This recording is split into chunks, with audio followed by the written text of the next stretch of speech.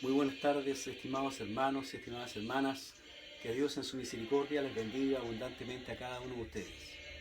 Les habla el pastor presbítero Pablo Pinto Salamanca, presidente del Consejo de Pastores de la Comuna de Nueva Imperial. Durante estos días hemos estado desarrollando una serie de mensajes, de reflexiones, que tienen relación con lo que fue esta última semana previo a la resurrección de nuestro Señor Jesús. Y en un día como hoy, que corresponde al tercer día previo a la resurrección de Cristo, se desarrollan varias situaciones que el evangelista Mateo se encarga de poder describirlas en el capítulo 27 de su libro, desde el versículo 1 hasta el versículo 61. En ellos nos relata Mateo de que Jesús es llevado delante de las autoridades civiles y de esa manera Jesús es sentenciado a muerte.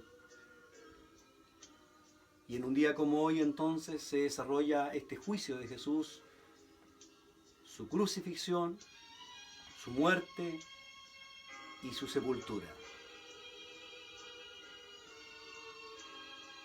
Cabe señalar que este es el primer día de aquellos días que Jesús mismo había profetizado sobre su muerte, diciendo que era necesario que el Hijo del Hombre estuviera en el corazón de la tierra 3 días y 3 noches. Para los judíos, una porción de un día es un día completo. Una porción de un día para ellos es un día completo, de tal manera que no hay ningún problema en entender esta forma de nomenclatura que tienen ellos en relación a los días.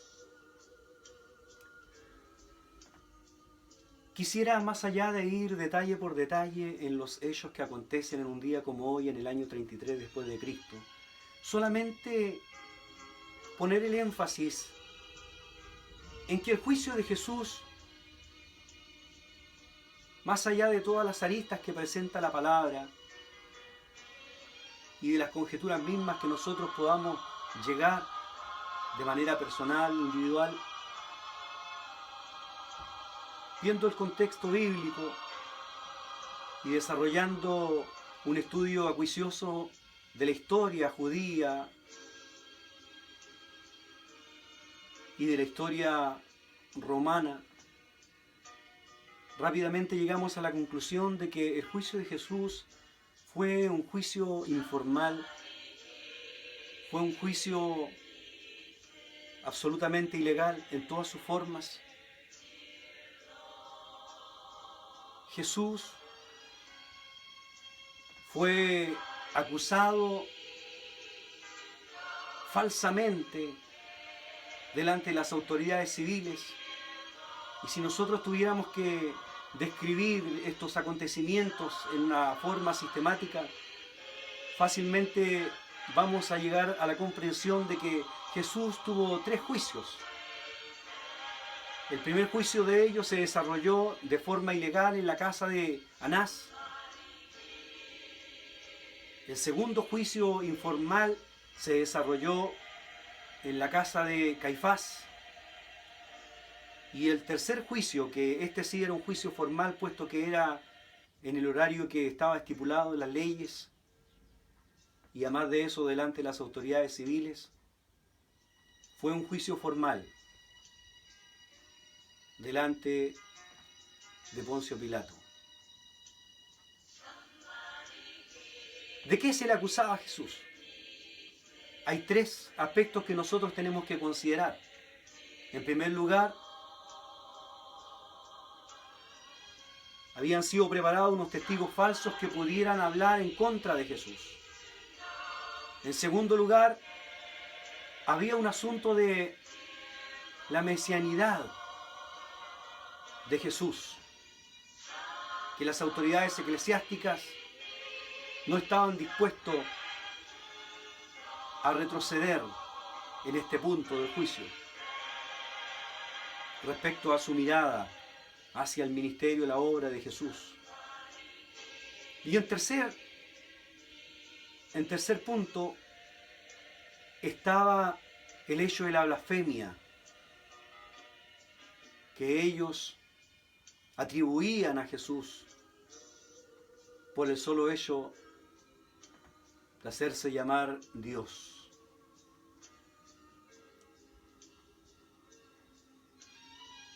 Y el juicio de Jesús sigue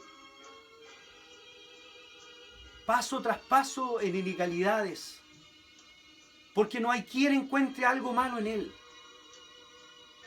Ni las autoridades civiles ni las autoridades eclesiásticas logran encontrar algo en Jesús para poder llevarlo a muerte. Tanto así que Pilato lo envía donde Herodes.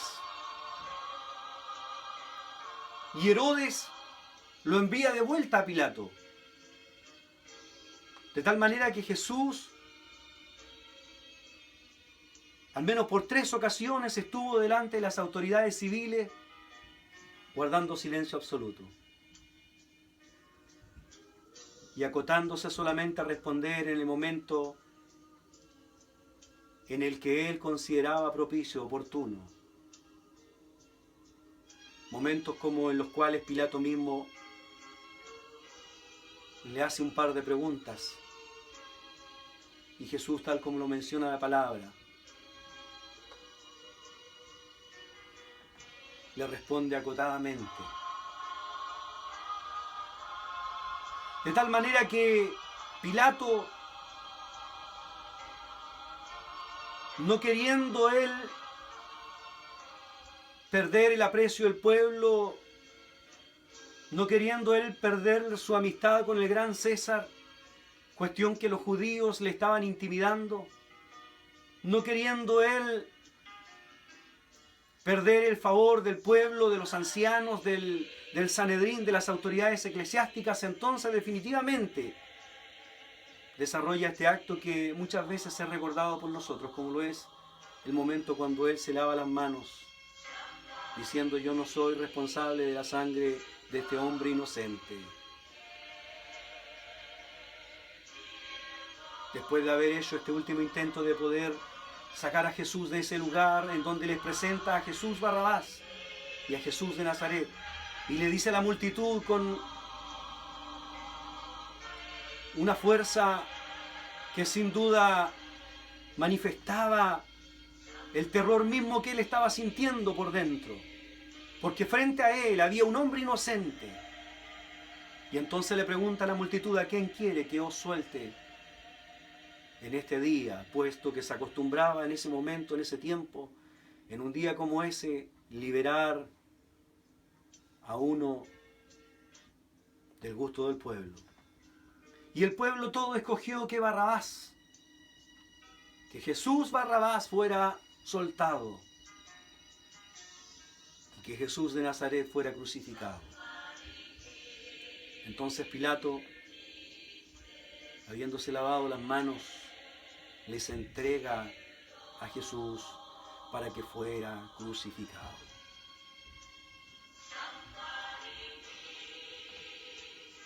Y esto es lo que yo quiero realmente plasmar en sus corazones, en sus conciencias. Jesús fue un hombre que cumplió cabalmente toda la ley. En él no hubo pecado, en él no hubo maldad. Prueba de eso es este juicio absolutamente ilegal, en donde lo declaran digno de muerte y muerte de crucifixión. Y es por eso que nosotros, a través de la crucifixión, la muerte de Jesús,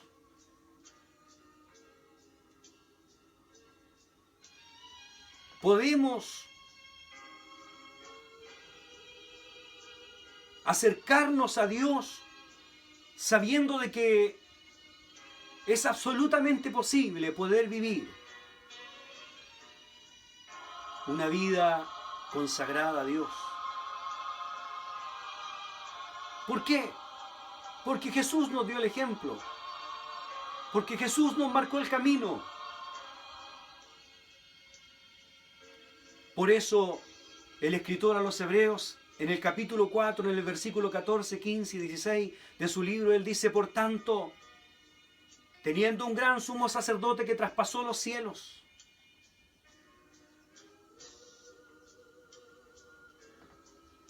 Acerquémonos pues confiadamente a Él.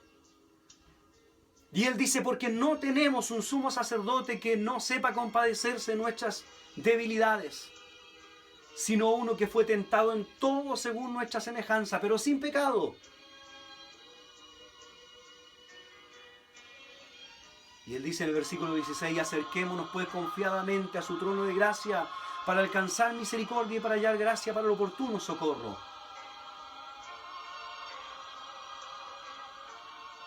No hay cómo equivocarse, estimado amigo, estimado hermano. Tenemos el ejemplo más glorioso en la palabra del Señor de un hombre que vivió de acuerdo absolutamente a la voluntad del Padre en todas las áreas de la vida,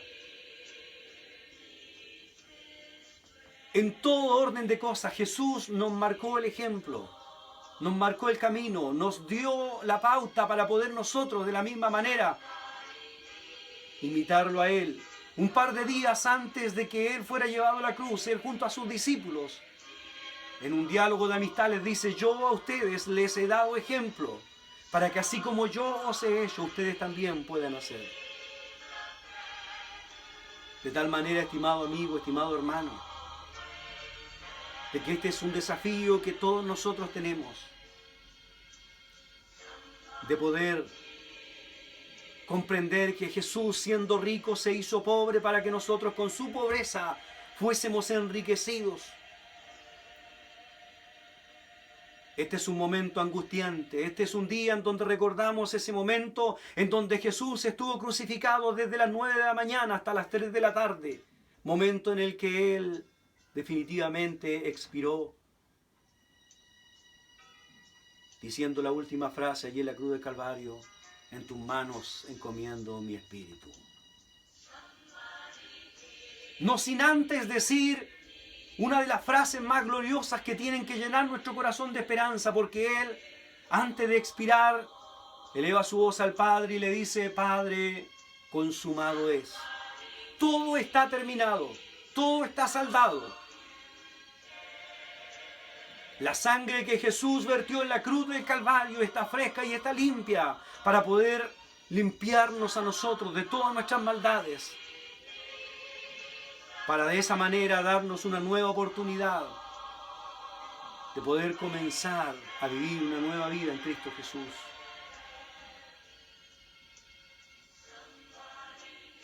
Es el salmista, los profetas, todos aquellos grandes próceres de la fe que vivieron antes del tiempo en el que Jesús desarrolló su ministerio, hablaron de este momento maravilloso.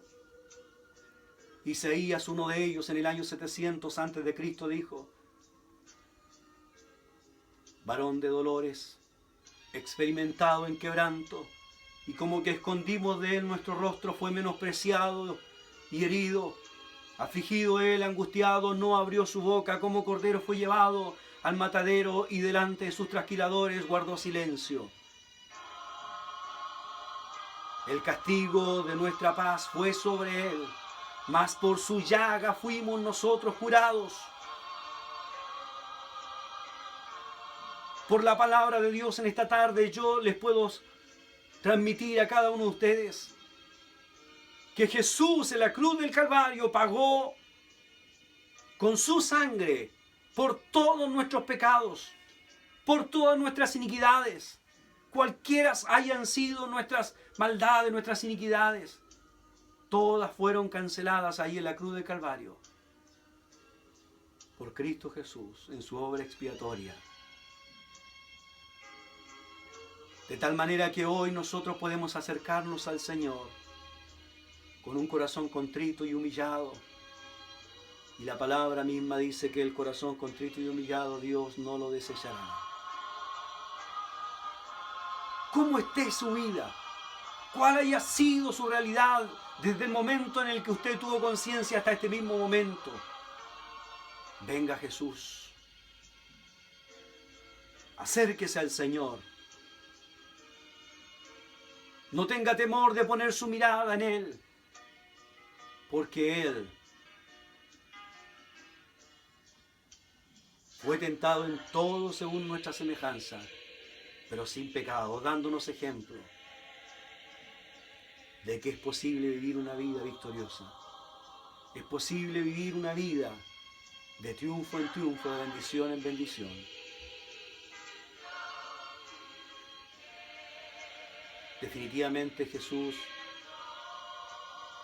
nos abre hoy a nosotros la entrada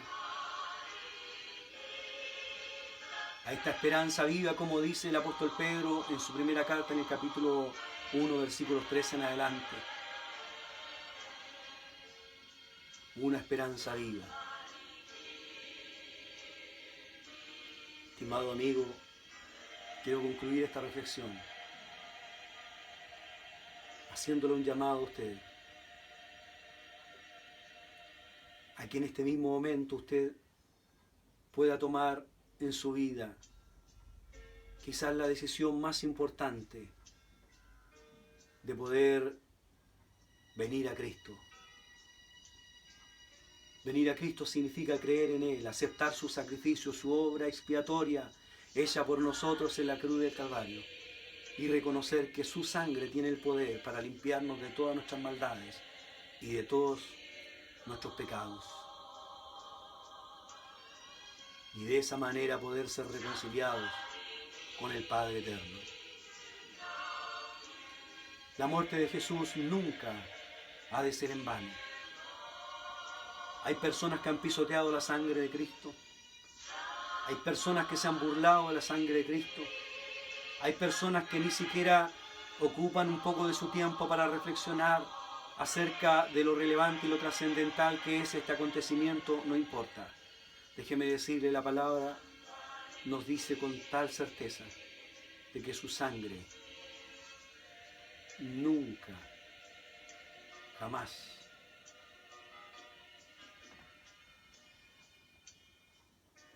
habrá sido derramada en vano.